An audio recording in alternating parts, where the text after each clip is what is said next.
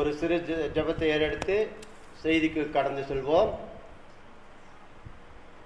அன்பும் இரக்கமும் கிருபை நிறைந்த எங்கள் பரமபிதாவே, இதோ இந்த நேரத்தையும் இந்த வாய்ப்பையும் அடியேனுக்கு கொடுத்ததற்காக கொடான கோடி நன்றியும் ஸ்தோத்திரத்தை ஏறெடுக்கிறோம். இந்த நாளிலே கூட இந்த செய்தி கொடுப்பதற்கு அடியேனை ஏவினபடினாலே உங்களுக்கு நன்றி செலுத்துகிறோம். பேசுவது நானல்ல, பரிசுத்த ஆவியானவர் பேசுகிறார் என்பதை உணர்ந்து நிதானத்தோடும் நினைவாற்றலோடும் பேச அடியேனுக்கு அந்த ஞானத்தையும் அறிவையும் கொடுக்கும்படியாகவும் அந்த தாழ்மையை கொடுக்கும்படியாக உங்களுடைய சமூகத்தில் ஜெபிக்கிறேன் தகப்பனே. கேட்கக்கூடிய ஒவ்வொரு இருதயங்களையும் நீர் நிரப்பும்படியாகவும் சொல்லக்கூடிய நானும் கூட அதன்படி நடக்கவும் உதவி செய்யும்படியாக உங்களுடைய சமூகத்தில் ஜெபிக்கிறோம். நாங்கள் எதை செய்கிறோமோ அது உமக்கு உகந்ததாக இருக்க எங்களுக்கு உதவி செய்யும்படியாக ஆண்டவரும் இரட்சகரும் மீட்பரும் குரு ராஜாவுமாய் இருக்கிற ஆண்டவராகிய இயேசு கிறிஸ்து மூலம் தாழ்த்தி ஜெபிக்கிறோம் ஜீவனுள்ள நல்ல பிதாவே, ஆமென். நாம் வாசித்த வேதாகமத்திலே சங்கீதத்திலே 33ஆம் அதிகாரத்திலிருந்து அந்த வசனம் முழுவதுமே, அந்த அதிகாரம் முழுவதுமே நாம் படிக்க போகும்பொழுது தேவனுடைய படைப்புகள் எப்பேற்பட்ட அதிசயமான படைப்புகள் என்பதை விளக்கமாக தாவீது அங்கே எழுதுகிறார். அந்த படைப்புகளுக்கு அளவில்லை. ஒரு சிறு துரும்பை கூட ஒரு பெரிய ஆயுதமாக மாற்றக்கூடிய தேவன் நம்முடைய தேவன். அதைத்தான் அங்கே விளக்கமாக தாவீது நமக்கு எழுதியிருக்கிறார். ஒரு அசைவு கூட அவர் இல்லாமல் அசைய முடியாது. நாம் இன்றைக்கு நிற்பது கூட அவருடைய நிழலின் கீழ்தான், அவருடைய தஞ்சத்தின் கீழ்தான், அவருடைய தயவின் கீழ்தான் நாம் நிற்கிறோம். ஒவ்வொரு நாளும் ஒவ்வொரு நிமிட வேளையும் அவருடைய தயவில்லாமல் நமக்கு ஒன்றுமே முடியாது.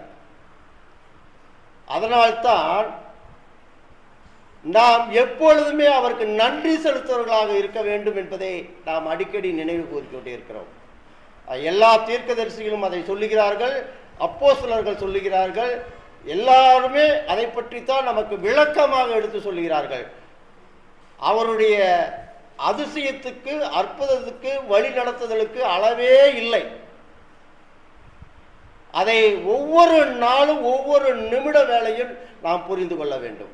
இது என்னுடைய காரியம், என்னுடைய பலன், என்னுடைய சாமர்த்தியம், இது என்னால் ஆனது, இந்த குடும்பம் என்னால் ஆனது, இந்த சபை என்னால் ஆனது, என்னுடைய பிள்ளைகள் என்னால் ஆனது, என்னுடைய மனைவி என்னால் ஆனது, எதையுமே நம்மளால் ஆனது அல்ல என்பதை நாம் முதலாவது விசுவாசிக்க வேண்டும். இது எல்லாம் என்னுடைய தேவன் எனக்கு கொடுத்தது என்பதை நாம் முழுமையாக விசுவாசிக்க வேண்டும். அந்த விசுவாசம் நமக்குள் இருக்கும் பொழுது தேவ பயம், நம்மை அறியாமலே தேவனுடைய பயம் நமக்குள் வந்து கொண்டே இருக்கும். இல்லாவிட்டால் நாம் உலகத்தோடு சேர்ந்து உலகத்தின் ஐக்கியத்திற்கும் உலக காரியங்களுக்கும் நாம் ஐக்கியப்பட்டு போய்விடுவோம். ஒருவேளை நாம் இந்த தேவனை விட்டு வழி விலகி போய்விட்டோம் என்றால் நமக்கு என்ன நேரிட போகுதோ பார்த்து கொள்ளலாம். எல்லாருக்கும் ஆனதுதானே நமக்கும் என்று நாம் நினைத்தோம் என்றால் அதை விட பரிதாபமான ஒரு காரியம் வேறு ஒன்றுமே இல்லை. தேவனை அறிந்த நாமும் மற்றவர்களைப் போல இருக்கலாமே. இந்த உலகத்தார்களும் அப்ப இருக்கிறார்கள், அவர்களும் நன்றாகத்தானே இருக்கிறது, அவர்கள் மேலேயும் வெயில் பெய்கிறது, அவர்கள் மேலேயும் மழை பெய்கிறது, அவர்களும் வீடு வாசல் மனைவி பிள்ளைகள் குடும்பம் சொத்து சுகம் படிப்பு எல்லாமே அவர்களிடத்திலும் இருக்கிறது. நாம் மட்டும் ஏன் இந்த தேவனையே பற்றி கொண்டு இருக்க வேண்டும் என்ற ஒரு ஐயம் நமக்குள் வரக்கூடாது. அதற்காகத்தான் வேதத்திலே நமக்கு ஒவ்வொரு காரியத்தையும் விளக்கி ஒவ்வொரு ஆசிரியர்கள் மூலமாக பரிசுத்த ஆவியானவர் பேசியிருக்கிறார். நாம் வாசிக்கும் பொழுது அது அவ்வளோ நமக்கு தெரியாது, விளக்கமாக தெரியாது, அந்த ஞானம் நமக்கு வராது. படிக்க படிக்க படிக்க படிக்கத்தான் அந்த ஞானம் நமக்குள் உருவாகும்.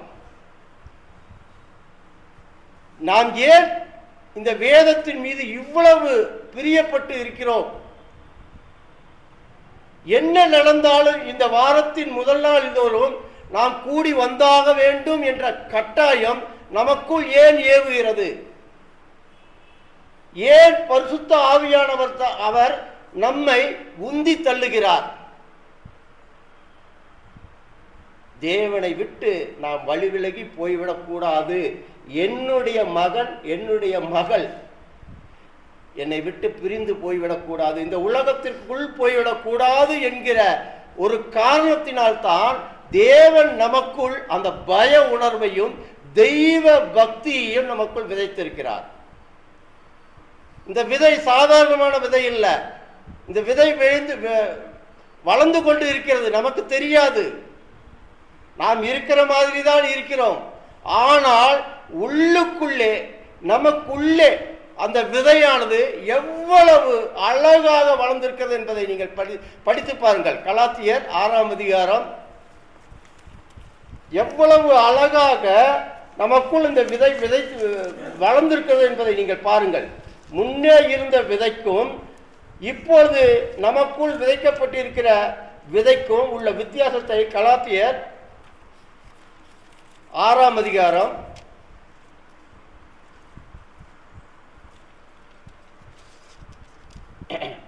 22ஆம் வசனம், 22லிருந்து 26 வசனம். கலாத்தியர் 5ஆம் அதிகாரம். ஆவியின் கனியோ அன்பு, சந்தோஷம், சமாதானம், நீடிய பொறுமை, தயவு, நற்குணம், விசுவாசம், சாந்தம், இச்சையடக்கம். இப்படிப்பட்டவைகளுக்கு விரோதமான பிரமாணம் ஒன்றுமில்லை. கிறிஸ்துவினுடையவர்கள் தங்கள் மாம்சத்தை அதன் ஆசை இச்சைகளையும் சிலுவையில் அறைந்திருக்கிறார்கள். நாம் ஆவினாலே பிழைத்திருந்தால் ஆவி கேட்டபடி நடக்கவும் கடவும். வீண் புகழ்ச்சியை விரும்பாமலும் ஒருவரை ஒருவர் கோபம் மூட்டாமலும் ஒருவர் மேல் ஒருவர் பொறாமை கொள்ளாமலும் இருக்க கடவும். இதுதான் நம்முடைய வளர்ச்சி.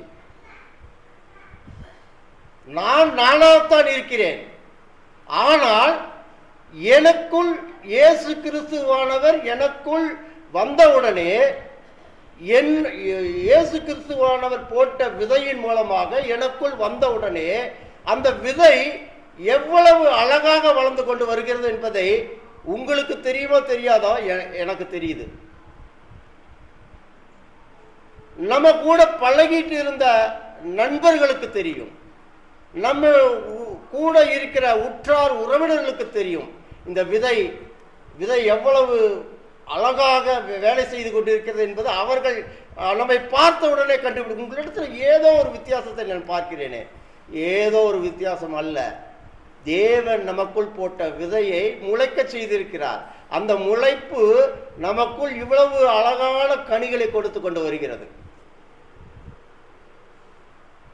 இந்த கனிகளை விட்டு நாம் கொஞ்சம் அசந்து போய் விட்டோம் என்றால் நமக்கு நேரிடுகிற சோதனை பயங்கரமான சோதனையாகத்தான் இருக்கும். அதை மேற்கொள்வதே மிக மிக மிக மிக கடினமானதாக இருக்கும். அதனால்தான் வேதத்திலே நிறைய எடுத்துக்காட்டுகளை காட்டுகிறார்கள் வேத வல்லுநர்கள். முக்கியமாக இந்த தேவனுடைய சித்தத்தை விட்டு தேவனுடைய பலத்த கைக்குள் அடங்கி இருப்பதை விட்டுவிட்டு அவருக்கு கீழ்ப்படியா இல்லாமல் இருந்துவிட்டு அவருடைய கட்டளைகளையும் பிரமாணங்களை கை கொள்ளாமல் விட்டுவிட்டு அவரை விட்டு சிறிது சிறிது ஓடிப்போனால் என்ன நிலைமையாகும் என்பதை நாம் பார்க்கலாம். நாம் யோனா புஸ்தகத்தை எடுத்துக்கொள்வோம்.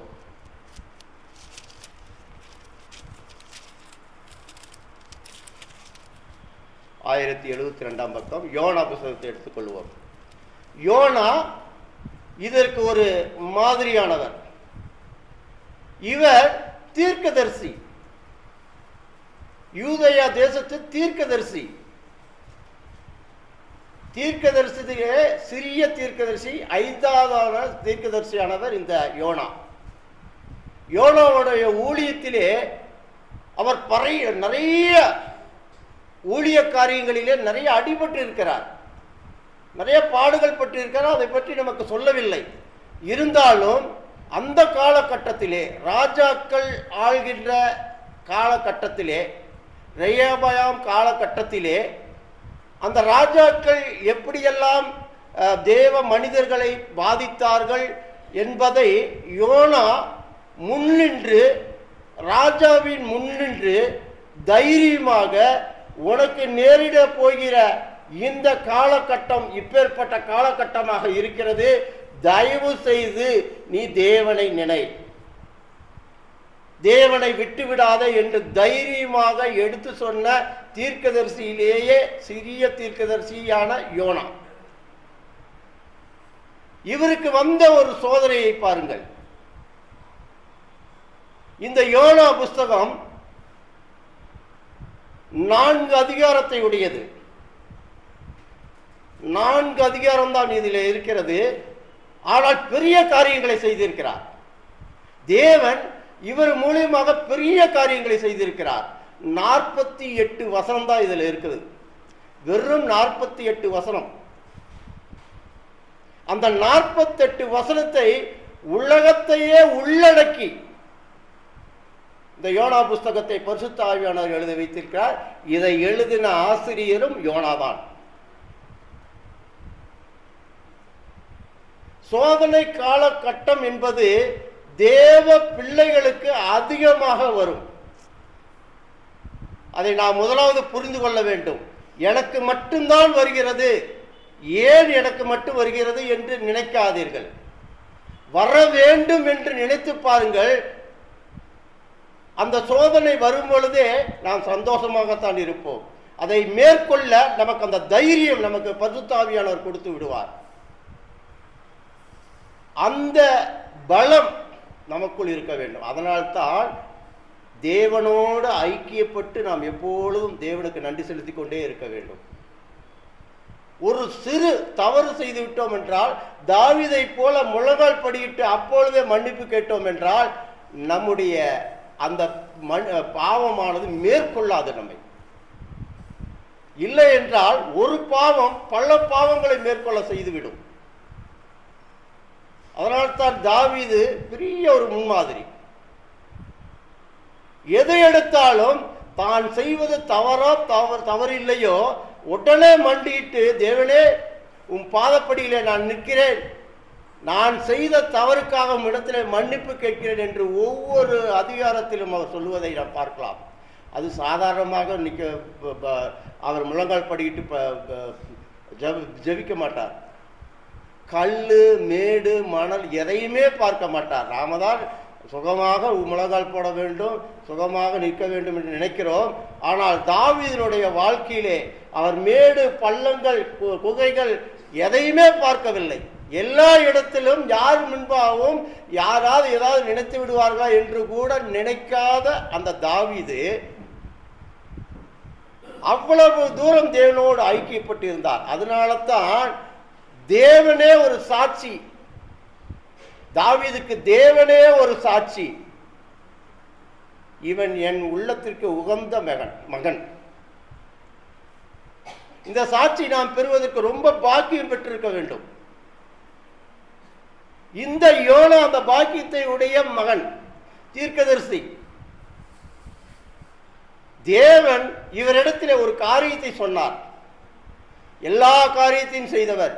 நீ போய் அங்கே போய் பிரசங்கம் பண்ணு, அங்கே போய் இந்த ராஜா முன்னாடி நின்று நான் நிற்பாரு, அங்கே போய் நின்று அந்த ஊருக்கு இந்த உபதேசத்தை சொல்லு என்றால், ஊழியத்தை செய்யக்கூடிய அருமையான ஒரு ஊழியக்காரர்.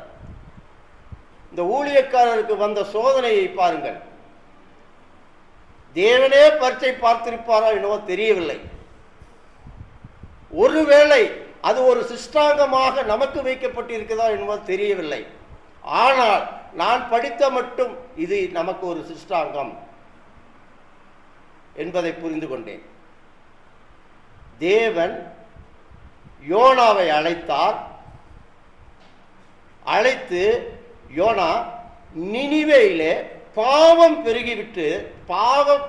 பெருகிவிட்டது. அந்த பாவம் சாதாரண பாவம் அல்ல, என்னுடைய ஸ்தானத்திற்கே, உன்னதத்திலே இருக்கும் என்னுடைய ஸ்தானத்திலே வந்து எட்டின பாவமாக இருக்கிறது.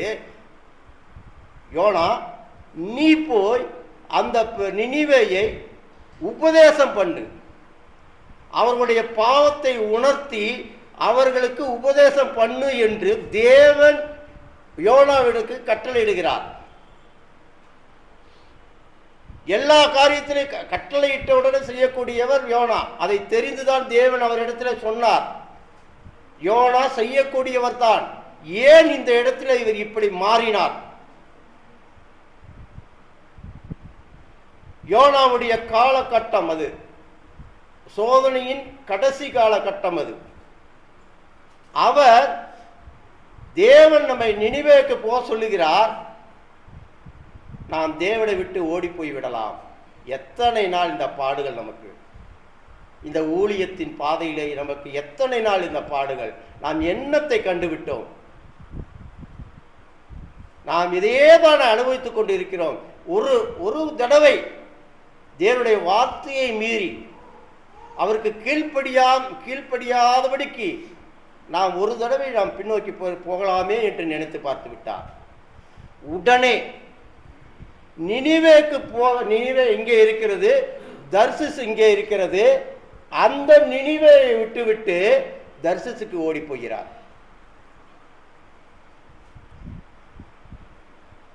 எவ்வளவு மனிதனுடைய சிந்தனைகள் பாருங்கள். தேவனுடைய சிந்தனை வேறு, மனிதனுடைய சிந்தனை வேறு. ஆனால் இந்த மனிதன் தன்னுடைய தெய்வ பயத்தையே மீறி, தேவனுடைய கட்டளையே மீறி, தேவன் சொன்ன இடத்திற்கு போகாதபடிக்கு தர்சிஸுக்கு போகிறார். தேவன் சும்மா விடுவாரா? தேவன் நினைத்த காரியத்தை நடத்தி காட்டுகிற பெரிய தேவன் நம்முடைய தேவன். அது அவருக்கு நன்றாகவே தெரியும். எப்படி இருந்தாலும் என்னை விடமாட்டார், இந்த தேவன் என்னை விடமாட்டார் என்பது அவருக்கு நன்றாக தெரியும். இருந்தாலும் ஒரு பலப்பரீட்சை பார்த்து விட்டார். இவர் என்ன பண்ணினார்? ஒரு கப்பலை பிடித்து தர்சிஸுக்கு ஏறிவிட்டார். தர்சிஸுக்கு போக கப்பல் ஏறி ஒரு 250 பேர் உள்ள ஒரு கப்பலிலே ஏறி இவர் போய்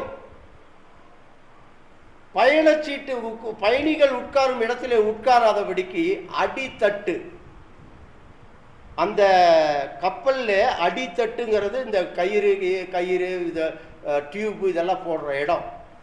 அந்த இடத்துல பலகையை செட் பண்ணி அழகாக போய் படுத்து அயர்ந்த நித்திரையாக, எனக்கு ஒன்றுமே தெரியாது, எனக்கும் இந்த தேவனுக்கும் எந்த சம்பந்தமும் இல்லை என்பதாக நினைத்து அயர்ந்த நித்திரை பண்ணினார். கப்பல் புறப்பட்டு விட்டது. எப்பொழுதும் அது ஒரு வணிக ஸ்தலம். இங்கிருந்து அங்கே போவார்கள், அங்கிருந்து இங்கே வருவார்கள். அதுதான் அது. அந்த தளத்துக்கு உள்ள அந்த கப்பல் வியாபார ஸ்தலம் உள்ள அந்த வியாபாரத்துக்கென்று நியமிக்கப்பட்ட அந்த கப்பல் ரெகுலராக ஒரு நாளைக்கு 4 தடவை போகும்போது 3 தடவை போகும் தெரியல. ஆனால் ரெகுலராக போகிற இது மாலுமிகள் மாறி மாறி மாலுமிகள் இருப்பார்கள். இப்பொழுது அயர்ந்த நித்திரையிலே இங்கே யோனா படுத்துக்கொண்டார். எப்பொழுதும் போல படகு புறப்பட்டு விட்டது. புறப்பட்ட ஒரு 10 நிமிடம் கூட இருக்காது என்று நினைக்கிறேன். அதை பற்றி நம்மளுக்கு சொல்லவில்லை. புறப்பட்ட உடனே தேவன் விடுவாரா? தேவ பிள்ளை தன்னை விட்டு வழி விலகி போவதற்கு அவர் வழிவகுத்து கொடுப்பாரா? கொடுக்க மாட்டார். ஒருவரும் கெட்டு போகாமல் எல்லோரும் நித்திய ஜீவனை அடைய வேண்டும் என்பது தேவனுடைய திட்டம். அந்த திட்டத்தை நிறைவேற்றுவதற்காக நினிவேக்கு யோனாவை ஒரு தனி மனிதனாக அனுப்புகிறார். அந்த அந்த தனி மனிதன் போவதற்கு இடைஞ்சலாக அவர் அந்த தேசத்திற்கு போகாமல் அவர் இஷ்டப்பட்ட அந்த தேசத்துக்கு போன தாசனை தேவன் விடுவாரா? விடமாட்டார். உடனே அவர் யோனாவை தொந்தரவு பண்ணவில்லை, கப்பலை தொந்தரவு பண்ணினார். அவர்கள் பிரயாணம் பண்ணக்கூடிய அந்த கப்பலை, என்ன ஒரு ஞானம் பாருங்கள், எவ்வளவு ஒரு இது அசாத்தியமான ஒரு காரியம் அல்ல. முதலாவது கடலை கொந்தளிக்க வைத்தார். அவர் உண்டாக்கின அதே கடல், இயற்கை தாவரங்கள், விலங்குகள், நீந்துபவை, பறப்பவை, ஊர்வை எல்லாமே அவர் படைத்ததுதான். அவர் கட்டளையிட ஆகும், அவர் கட்டளையிட அது நிற்கும். உடனே எப்பொழுதும் போல இருந்த அந்த கடல் அவர் கட்டளையிட்டவுடன் கொந்தளிக்க ஆரம்பித்து விட்டது. படகு கவிழக்கூடிய நிலைமையிலே படகு அலைமோத விட்டது. மாலுமிகள் என்ன எப்பொழுதுமே வந்ததே இல்லையே, இப்பொழுது அந்த ஒரு காலகட்டமும் இல்லையே, புயல் அடிக்கக்கூடிய காலகட்டமும் இல்லையே, இது பெரிய ஒரு சாதாரண காரியமாக இல்லையே என்று அவர்களே அசந்து போகும் அளவிற்கு அந்த கொந்தளிப்பையும் காற்றையும் தேவன் உண்டாக்கினார். தேவன் கட்டளையிட்டார். அவர் சொன்னதை ஒரு இயற்கையானது எவ்வளவு கீழ்ப்படிந்து செய்தது என்பதை பாருங்கள். அது சொன்ன உடனே ஆன உடனே கடல் கொந்தளிக்க ஆரம்பித்து காற்று வீச ஆரம்பித்து விட்டது. மாலுமிகள் தாங்கள் பிரயாணம் பண்ணி போகிறவர்கள் இறந்து விடுவார்களோ என்று எல்லோரும் ஐயோ அம்மா ஐயோ என்று கத்துகிறார்கள். ஆனால் யோனாவோ அயர்ந்த நித்திரையிலே படுத்துக் கொண்டிருக்கிறார். அவர்களுக்குள்ளே பயங்கர பயம் வந்து விட்டது. நாம் செத்து விடுவோமா என்று அவர்கள் சரக்கு கொண்டு வந்த அந்த வியாபாரத்துக்காக கொண்டு வந்த பொருட்களை எல்லாம் இந்த வெயிட் இருக்கிறங்காட்டி தான் கடல் கொந்தளிக்குது, கப்பல் தடுமாறுது அப்படின்னு சொல்லி போட்டு கொண்டு வந்ததெல்லாம் கடலுக்குள்ள வீசிட்டாங்க. ஆனாலும் அந்த இயற்கையானது தேவன் சொல்லாமல் நிற்கவில்லை. அத்தனை ஆட்டம் போட்டுக்கிட்டு இருக்கும் பொழுது அவர்கள் என்ன பண்ணினார்கள்? மாலுமிகள், இது ஏதோ ஒரு காரியம் இங்கே நடந்திருக்கிறது, கப்பலுக்குள்ளே ஏதோ ஒரு காரியம் யார் மூலியமோ ஆகியிருக்கிறது என்று நினைத்து அவர்கள் சீட்டு போட்டார்கள். எல்லாரோட பேரையும் ஏறும்பொழுது பேர் வாங்கித்தானே ஏறுவாங்க, அத்தனை பேரோட பேரையும் போட்டு சீட்டு போட்டு குலுக்கி எடுத்தா அதுவும் தேவனோட செயல் தான். 251 பேர் இருக்கிற இடத்துல அந்த ஒருத்தர் பேர் மட்டும் கரெக்டாக வந்திருக்கு பாருங்க, யோனா. யோனா பேருக்கு அந்த சீட்டு விழுந்தது. யோனாவை தொலாவுகிறார்கள். யோனா காணோம். கீழே குஞ்சு கீழே போய் பார்க்குறாங்க, அடியில் படுத்து தூங்கிட்டு இருக்கிறாரு. போய் எழுப்பி யோனாவே யோனாவே எழுந்திரு, இந்த கொந்தளிப்பு யார் மூலம் வந்தது என்பது எங்களுக்கு தெரியவில்லை. ஒருவேளை நாம் சாகும்படி இருந்தோம் என்றால் உன்னுடைய தேவனை நீ வேண்டிக்கொள், நாங்களும் எங்களுடைய தேவனை வேண்டிக் கொள்ளலாம். ஒருவேளை நம்முடைய வேண்டுதல்களை இந்த சுவாமி கேட்டாலும் கேட்கும். இந்த சுவாமிங்கிற வார்த்தை பழைய ஏற்பாட்டில் 2 இடத்துல வரும். இது ஒன்று யோனாலையும் இன்னொன்று மீகாலையும் அதுலேயும் வரும் சுவாமிங்கிற வார்த்தை. அந்த நாம் வணங்கக்கூடிய நாம் சொல்லக்கூடிய தெய்வம் கண்டிப்பாக கேட்கும். எழுந்து உன்னுடைய தேவனை நீ வணங்கு அப்படின்னு சொல்லி சொல்றாங்க. யோனா எழுந்த உடனே கடல் கொந்தளிப்பை பார்த்த உடனே இது தேவனுடைய செயல் என்று புரிந்து கொண்டார். தெரிஞ்சது இல்லையா? இது தேவனுடைய செயல் என்று அவருக்கு தெரிந்தது இல்லையா? தெரிந்தவுடன் அவர் செய்ய வேண்டிய காரியம் என்ன? தேவனே, நான் செய்த தவறுக்காக இவர்களை பலிகட ஆக்கி விடாதீர்கள் என்று தானே சொல்ல வேண்டும். அவர் எதுவுமே சொல்லல, எதையுமே சொல்லல, அமுக்கிக்கிட்டார். அப்படியே தான் செய்த தவறு என்பதை சொல்லாமல், மாலுமிகிட்ட சொல்லாமல் மாலுமிகள் துருவி துருவி கேட்கிறார்கள். அப்பொழுதுதான் அவர் வாய்விட்டு சொல்லுகிறார். என்ன சொல்கிறார் என்பதை பாருங்கள். 6ஆம் வசனம், 9ஆம் வசனம். அதற்கு அவன்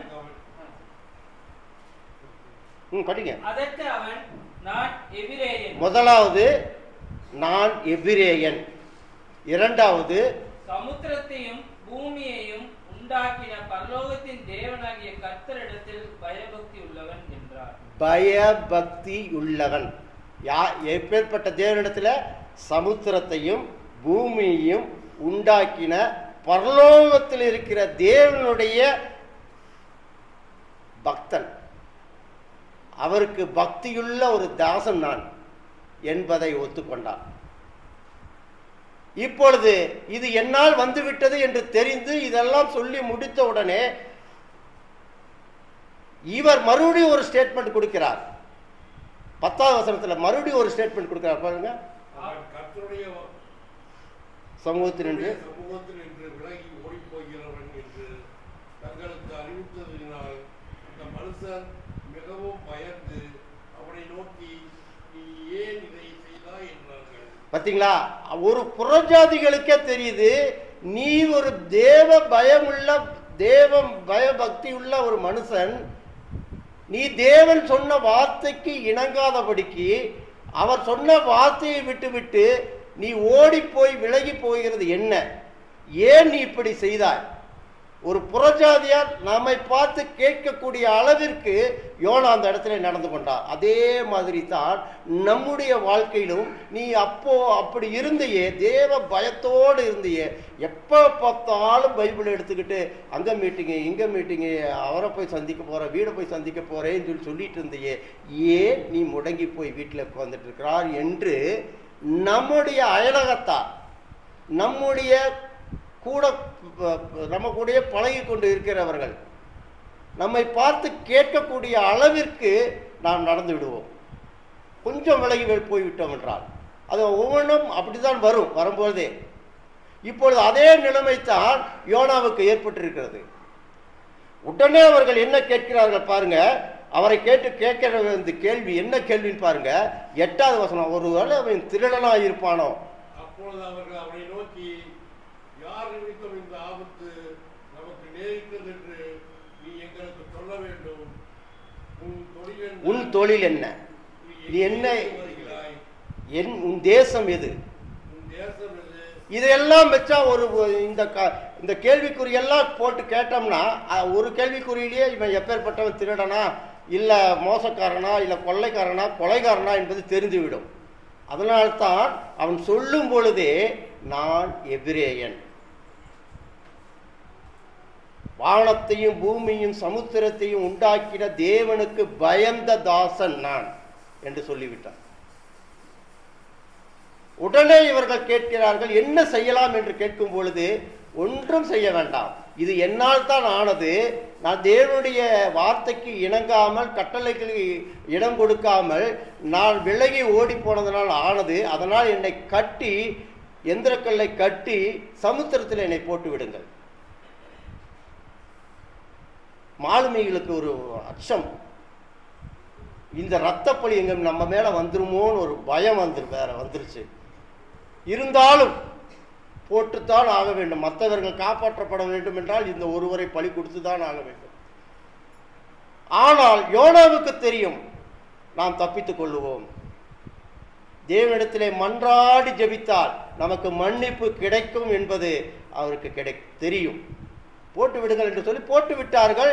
அவரும் கடலுக்கடியிலே, நடுக்கடலிலே, அது பாருங்க நல்ல அழுத்தமா இருக்கும் அந்த இடம், நடுக்கடலில் கொண்டு போய் அவரை கல்லை கட்டி போட்டு விட்டார்கள். ஆழத்துக்கு போய்விட்டார். தேவன் சாதாரண ஒரு தேவனாக இருந்திருந்தால் இது மாதிரியான ஆயத்தம் எல்லாம் பண்ணியிருக்க மாட்டார். அவருக்கென்றே ஒரு மீனை ஆயத்தம் பண்ணினார். ஒரு 6 அடி உள்ள ஒரு மனிதனுக்கு விழுங்கக்கூடிய ஒரு மீன் வேணும் என்றால் அது எப்பேற்பட்ட மீனாக இருக்கும்? அவருக்கென்றே, யோனாவுக்கென்றே ஒரு மீனை ஆயத்தம் பண்ணி அவர்கள் போடும் பொழுது கீழே விழுக அந்த மீன் வாயிலேயே கரெக்டாக போய் உள்ள விழுகிறாரு. மீன் வாயை பொத்திக்கிட்டு அழகாக மீன் பாட்டுக்கு போகுது. இப்பொழுது அவர் தேவனை நினைத்து பார்க்கிறார். அந்த இருட்டுக்குள்ள, அந்த செதிலுக்குள்ள, அந்த பாசம் பிடித்த அந்த உணவு குழாய்க்குள்ள அவர் உள்ளே இருக்கும் பொழுது, இப்பொழுது நெருக்கம் வரும் பொழுது தேவனை நினைத்து பார்க்கிறார். அதனால்தான் 2ஆம் அதிகாரத்தில் சொல்லுகிறார், அந்த மீனின் வயிற்றில் இருந்த யோனா தன் தேவனாகிய கர்த்தரை நோக்கி விண்ணப்பம் பண்ணி, இப்பதான் விண்ணப்பம் பண்றாரு. விண்ணப்பம் பண்ணா நமக்கு ரட்சிப்பு கண்டிப்பா கிடைக்கும் என்கிற தைரியம், அது எல்லாருக்கும் கிடைக்கும் என்பது யோனாவுக்கு மாத்திரமல்ல, எனக்கும் சரி உங்களுக்கும் அந்த ரட்சிப்பு கண்டிப்பாக உண்டு. இப்போ 2ஆம் வசனத்துல என்ன சொல்றாரு பாருங்க, நெருக்கத்திலிருந்து நெருக்கத்தில் நான் கர்த்தரை நோக்கி கூப்பிட்டேன், அவர் எனக்கு உத்தரவு அருளினார். நான் பாதாளத்தின் வயிற்றிலிருந்து கூக்குரலிட்டேன், நீர் என் சத்தத்தை கேட்டீர். என் சத்தத்தை நீர் கேட்டீரே, நீர் எங்கேதான் இருக்கிறீர்? நான் இருப்பது மீனின் வயிற்றுக்குள், இந்த வயிற்றுக்குள்ள இருந்து நான் ஜெபம் விண்ணப்பம் பண்றேன்.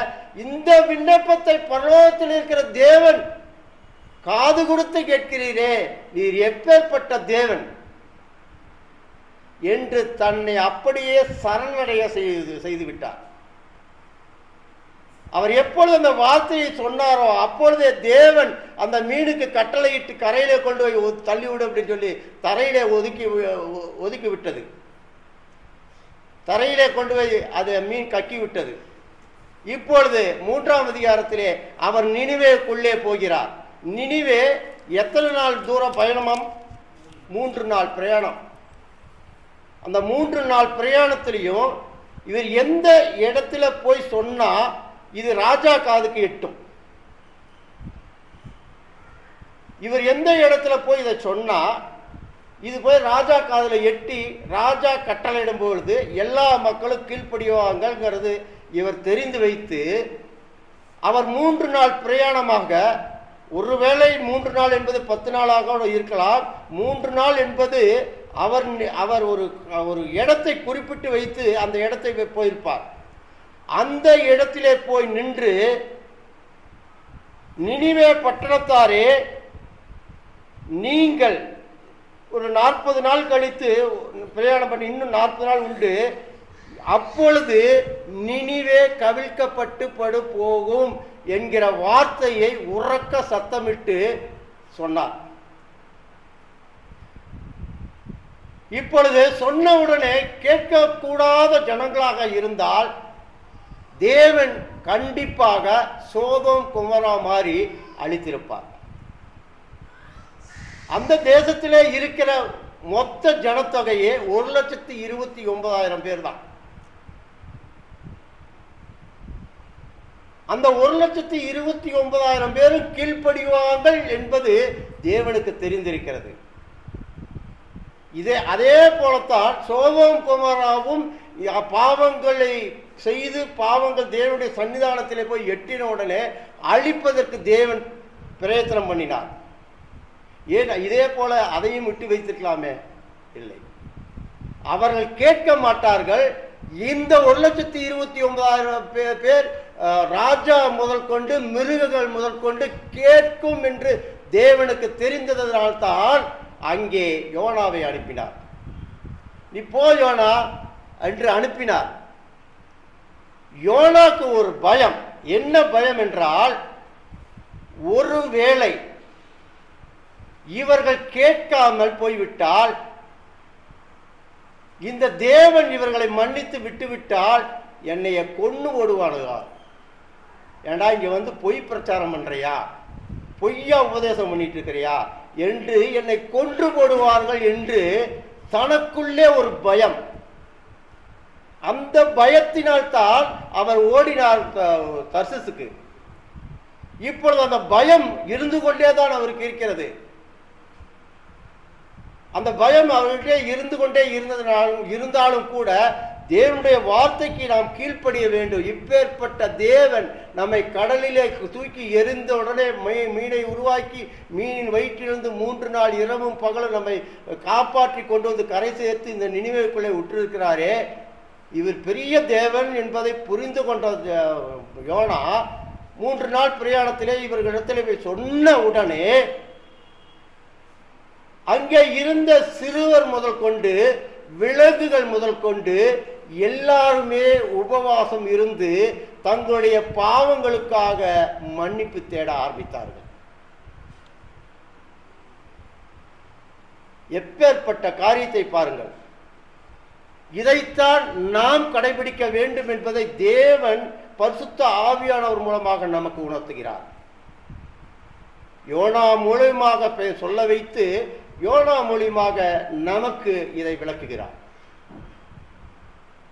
இவர் பிரசங்கித்த உடனே அங்கே ராஜா முதல் கொண்டு எல்லோரும் ரெட்டுடுத்தி சாம்பலிலே உட்கார்ந்து தாங்கள் செய்தது பாவம் என்று மன்னிப்பு தேட ஆரம்பித்து விட்டார்கள்.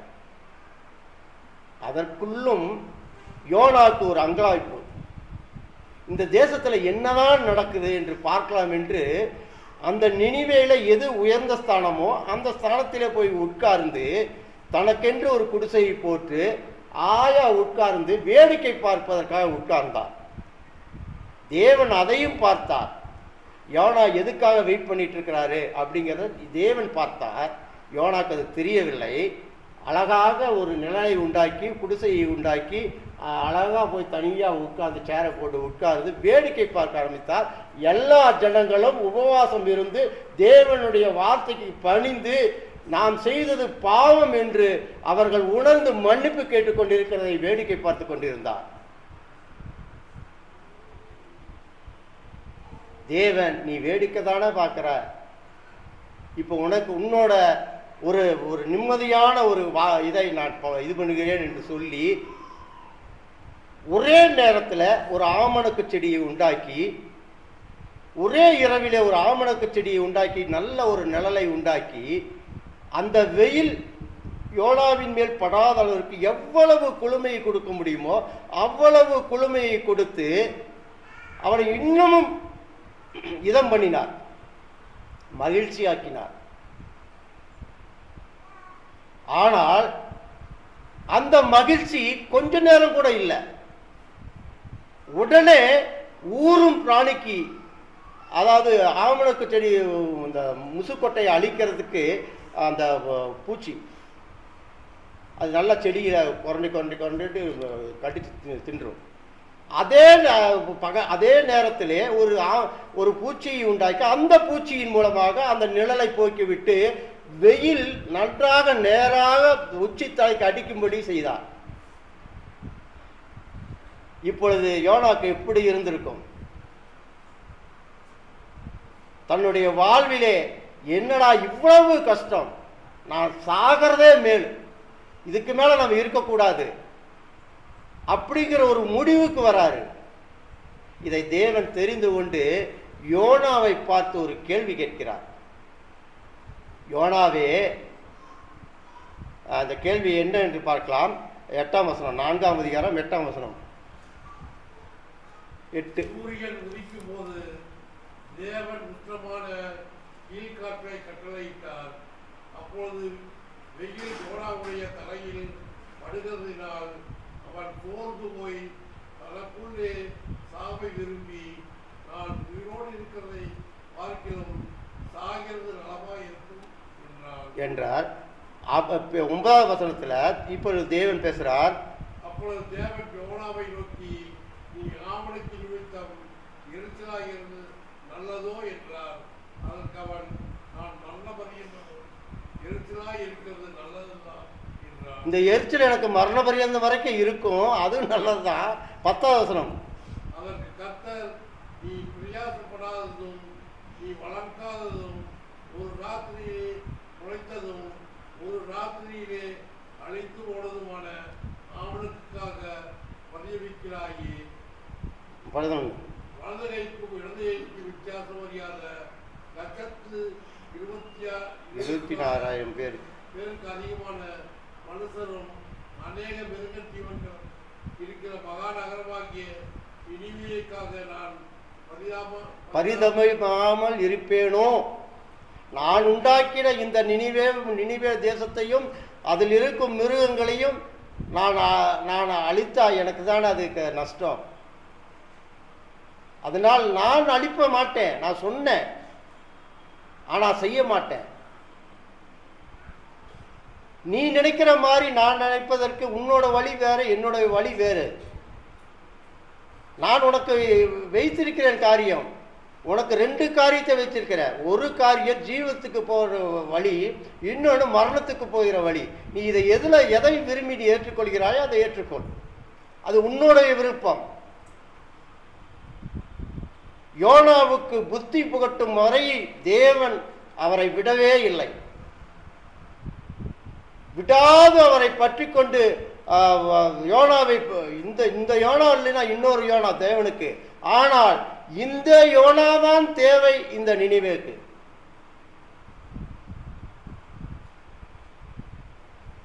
இதே போலத்தான் நம்முடைய சபையில் இருக்கும் சகோதர சகோதரிகளுக்கும், இதுதான் சபை, இதுதான் என்னுடைய சகோதர சகோதரிகள், இதுதான் என்னுடைய குடும்பம், இதுதான் என்னுடைய வாழ்க்கை என்று இருப்போமானால், நம்மை பார்த்து மற்றவர்கள் என்ன வேணாலும் பேசட்டும், நம்மை பார்த்து தேவன் சாட்சி கொடுப்பார்.